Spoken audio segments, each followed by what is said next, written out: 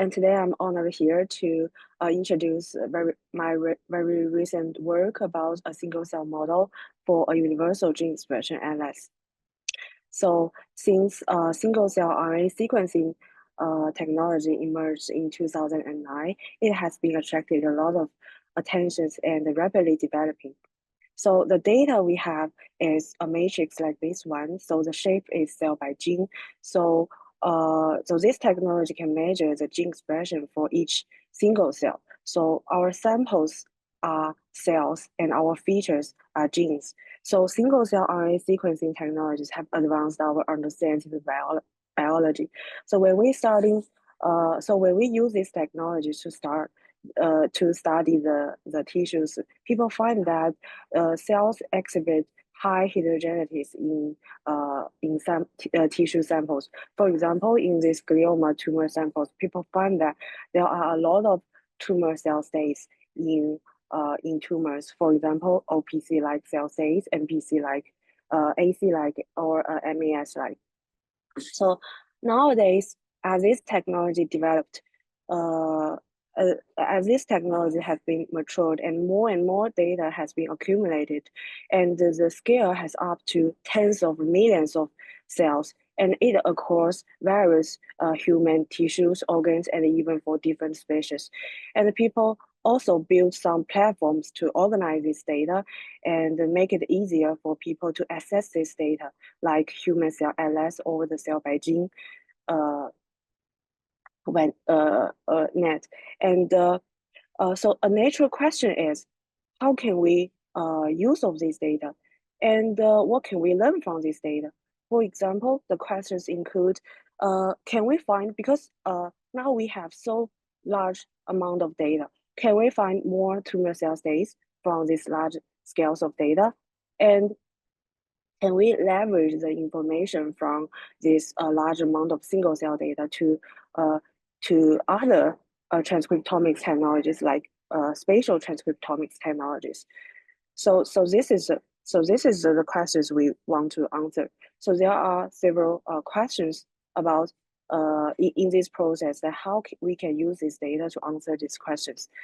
So the first one is that we know that the tumor samples, the single cell data of the tumor samples show very high heterogeneities. So if we collect the single cell data of tumor samples and we draw the UMAP of this single cell data, we will find that it's just scattered, distributed, and make it hard to follow the very standard cell type annotation procedure, like the first unsupervised clustering, and then identify the different cell states. Because when we apply the unsupervised clustering, we will find that one cluster is just one sample. And for example, when we check the gene of this CHI3L1, so this is a marker gene for the cell states that in the response to the hypoxial environment. And we will find that actually many samples has these cell states, and it's just a scattered distributed. So the high heterogeneities for the single cell data of tumor samples make it very difficult to identify to detect tumor cell states that shared between tumor samples. So another challenge is that when we want to use this large amount of data, leverage the information from this large amount of data to new technologies, there are also some challenges. So first, let me very briefly take an example of other transcriptomics technology like this spatial transcriptomics technologies. So this ST technology also measures the gene expressions of measures gene expressions, but in addition to the single cell, we also have additional information about the location information. So let's take this very specific FT technology called Xenium technology. So now we can measure the gene expression with each cell have their location information that we can measure the gene expression at very specific locations in this in the spatial context. So the price we pay is different for different ST technologies. Let's take this Xenium technology as an example. So we gain the information about the location information, but the price we pay is that this technology can only measure very limited gene numbers, like it can only measure a few hundreds of genes. So this will make it very difficult for us to identify cell states in the spatial. So let's take an example. For example, if we have the samples of this IPF disease, and we measure the spatial the gene expression of each single cell in the spatial using these Xenium technologies, and then the next step is that we want to identify cell types in the spatial. And if you follow the very standard procedure that if you use a single cell reference to help us identify the cell types in the spatial, and we will find that we can only identify very limited cell states. So this is because this technology has a drawback that it can only measure very limited gene numbers. So this will hinder us to identify the very refined cell states related to the disease.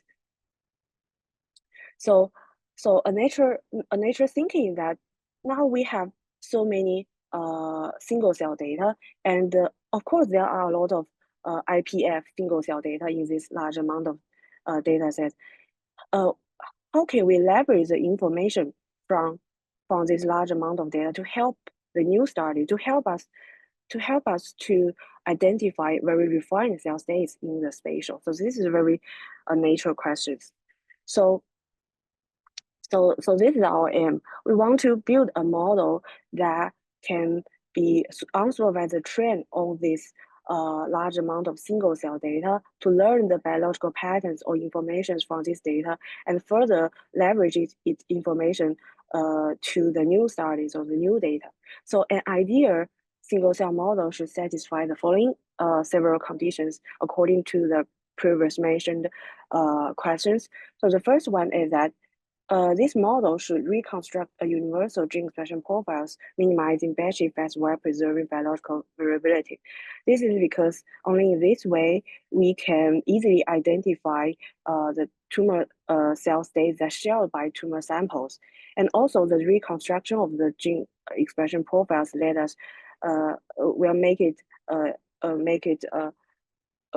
let us can identify the gene programs for each identified tumor cell states. And the second condition is that we need a consistent cell type labels. So after reconstructing these universal gene expression profiles, just like this one, and because our data is from large amount of data sets, and each data set or each studies have its own cell type label naming systems. Like for the same cell types, different studies have, although it's the same cell type, but different studies have its own names. But if we want to use this universal gene expression profile, the first thing is that we need to assign cell type labels for each cells. So we need to have a consistent cell type labels for these universal gene expression profiles. So the third thing is that the model should let us easily leveraging the biological patterns learned from the training data to the new studies, to the other data types like a spatial or bulk data. So this is what we want. So next, let me introduce the model part, the model details. So first we need to reconstruct the gene expression, right? So if you are very familiar with deep learning methods, a very natural or very direct way is we build an encoder and decoder architecture. So first we collect the data and we do the standard pre-processing, and we if we have this encoder and decoder, we put this data to the model and reconstruct the gene expression, and we add a reconstruction loss to reconstruct this to learn the gene expression of the training data. But the result is that the result is not satisfying. We can see that the different tumor samples are still scattered distributed. This is because we did not add any structure to handle the batch effect or any structures to truly learn the distributions of the training data. The model, this encoder and decoder just remember all the training data. So for our model, UniGeneX, there are a few very key steps that make the whole thing work, make the model success and satisfying the pre-mentioned conditions. So the first one is that we apply a very unique gene selection method. For the standard pre-processing procedure for the single cell data is as following.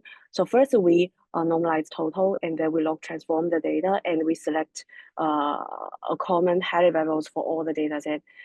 But instead of using this very standard pre-processing method, we apply a very unique gene selection method. So instead of select common highly levels for all data set, we need to first construct a credible gene set that consists of genes that is most informative.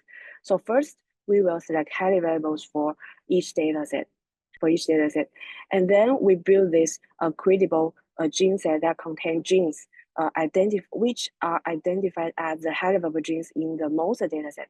And then we only use the high levels of each data set, the overlap of the high level of each data set with this credible set as the input for the following network. So in this step, we throw up this non-informative genes. So this will only contain these informative genes. So this is very important for the removing batch effect. And another architecture is we use this variational autoencoder architecture.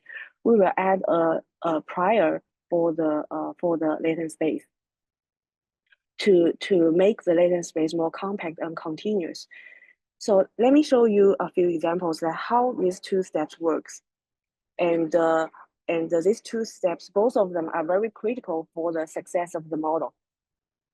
So the first is that if we remove this variational autoencoder architecture, we could see that the results is not satisfying. This is because the model is just remembering the data, and the batch effect remains, and adding this prior to the latent space will make the latent space more compact and continuous. This will make the similar cell states more close to each other, and thus more close to the final gene expression space.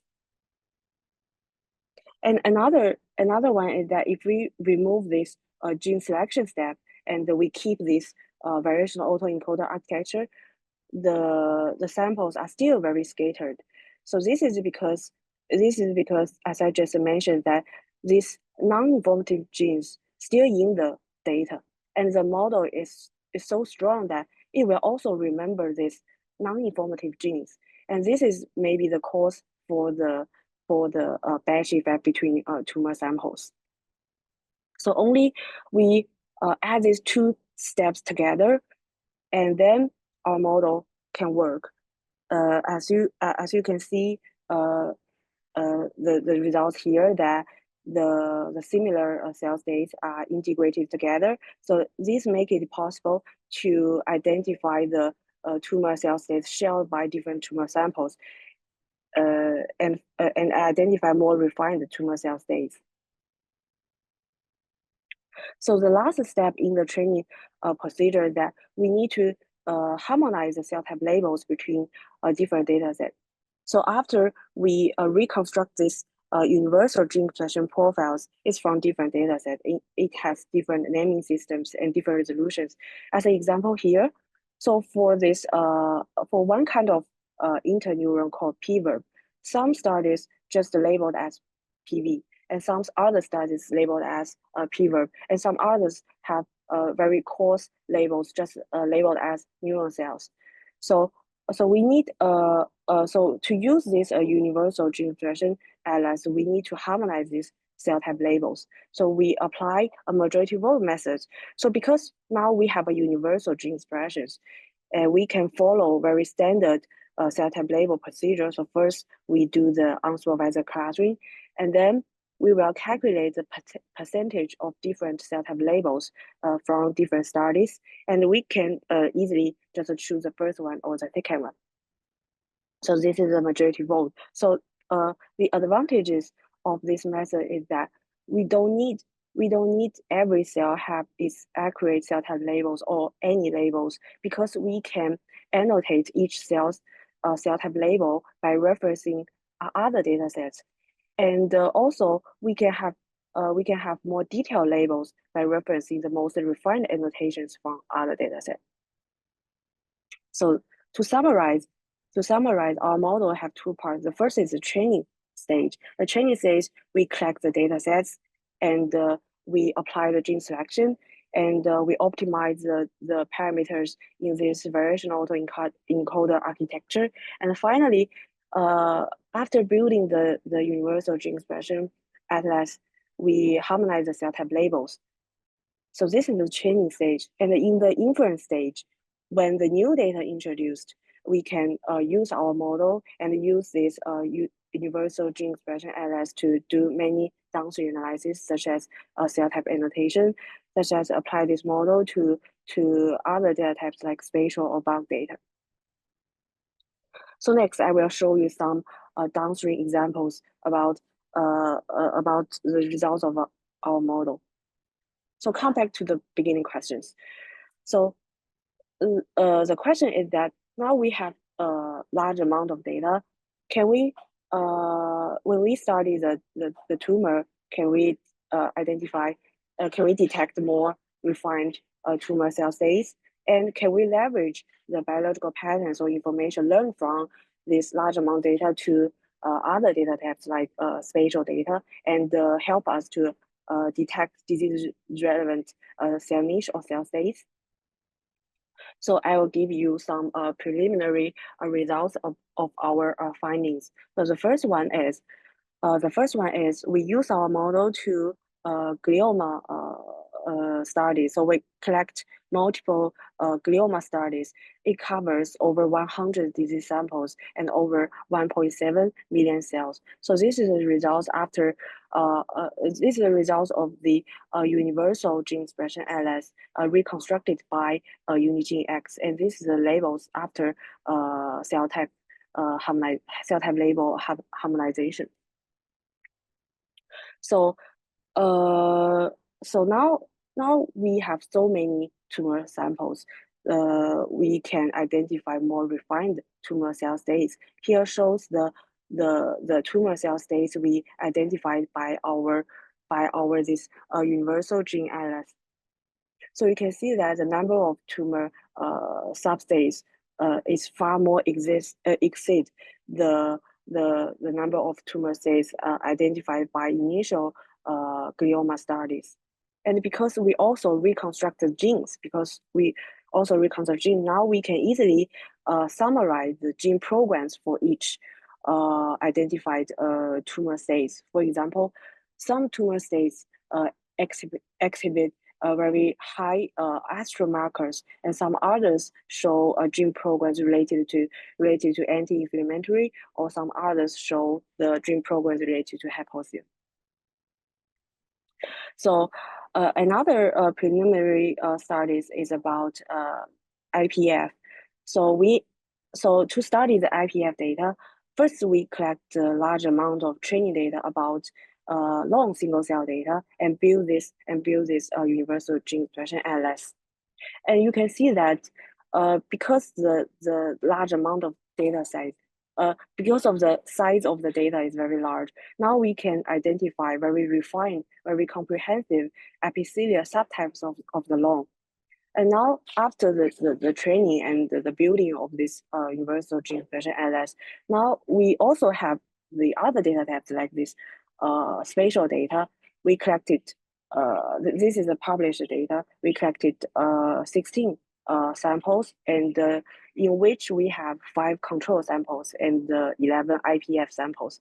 And as I mentioned in the beginning, that for these technologies, it has drawback that it can only detect very limited gene numbers, and this will hinder us to identify very refined cell states in the disease. But using our model, because our model have learned the biological patterns from the training data, so we can input the spatial data to our model and output the enhanced expression of the original spatial data. So originally we only have 300 genes, but after the enhancement, now we have 2,000 genes.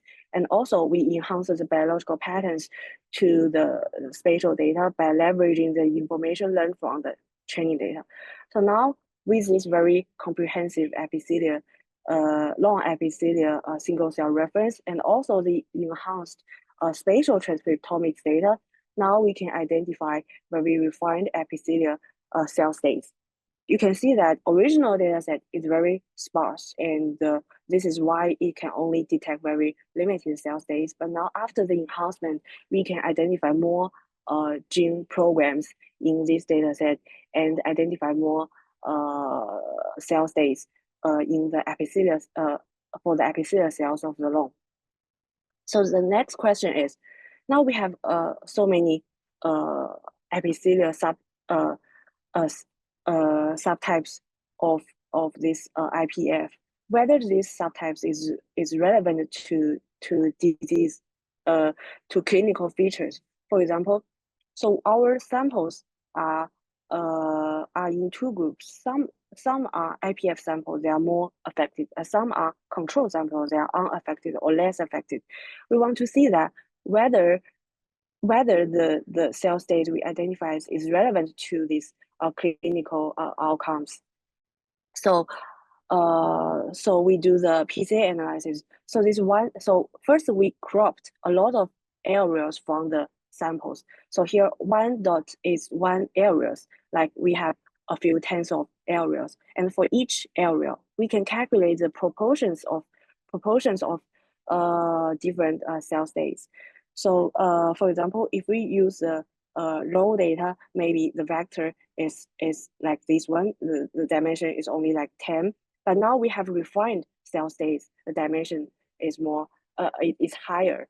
So we want to see that whether for each area, the proportion of the cell states can distinguish different disease, different samples with can distinguish samples with different disease severity. And we can see that, after the enhancement of the spatial data, it indeed can distinguish different disease severity. For example, you can see here, for more affected samples, at the PC1 direction, it has more this AT0 cell types, which we identified as maybe a transitional cell state. So here shows some preliminary results of our model to study the disease. So to summarize, so what we want is that we build a model to learn the biological patterns from large amount of single cell data. So our model can reconstruct a universal gene expression profiles with consistent cell type labels. And also our model can leverage biological patterns learned from the training data to various data types like spatial data. And we show some results about how our model can identify refined cell states in glioma, and also how our model can leverage this large amount of single cell data to identify disease-relevant cell states in IPF. And this is a very recent work, and our manuscript and software are still in preparing. Please looking forward to it. So this work is a joint work with Yu from Angela's group, also in Hong Kong UST. And Angela is from a life science department. And also this is joint work with Xiao Jiashun from Shenzhen Research Institute of Big Data. And thank you all the Young Labs members from our lab. Yeah. Okay, thank you.